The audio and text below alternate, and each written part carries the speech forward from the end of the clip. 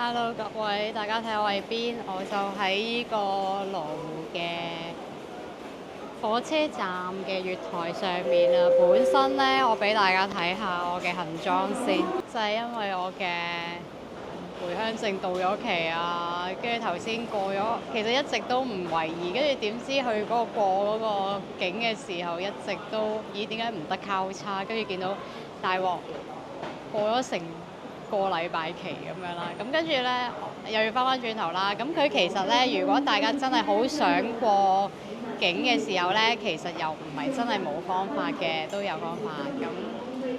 咁首先呢，翻轉頭去嗰個你過關去羅湖嗰時，咪有個免稅店嘅，嗰個免稅店隔離呢，其實有個中旅社，都可以俾475蚊嘅人民幣做一次過關翻嚟。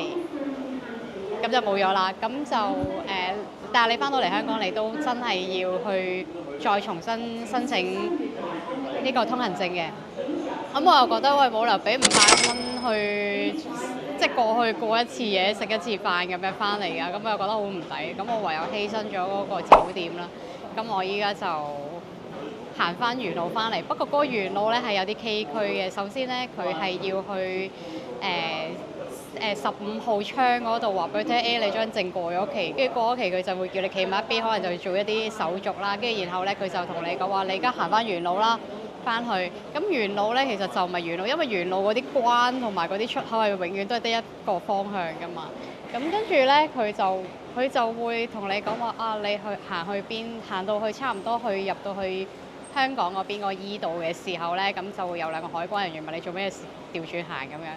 咁咧，你又同佢講話啊，係啊，回鄉證過期咁樣。咁呢個係第二次傷害啦，因為你不斷同人哋講你回鄉證過期，但係其實你好想過關嘅。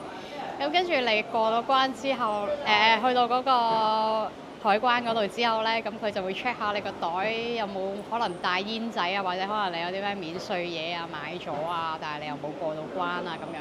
咁我當然係冇啦。咁佢都會循例 check 一 check 你個袋嘅。咁佢 check 完之後咧，咁佢就會帶你去另外一個地方。嗰個地方咧，又係要你坐喺度等一等，又要再交出一下你個香港證件、身份證啦，跟住又問你咩事翻去啦，跟住3次傷害啦，就係我個回鄉證又過咗期啦。咁跟住咧，然後佢又再帶你去一條通道啦，跟住禮宇通道咁樣，人人都唔行你行。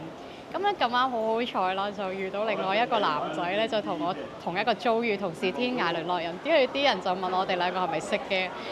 我話我哋兩個係唔識㗎咁樣啦。咁但係我哋兩個就已經成為咗朋友咁樣啦。因為咧原來嗰個男仔好好笑，佢尋日已經被遣返過一次，因為佢尋日係唔記得帶回鄉證，今日張回鄉證係過期，所以咧嗰條路佢係好熟悉，同埋個程序好熟悉，所以我就跟住佢行啦。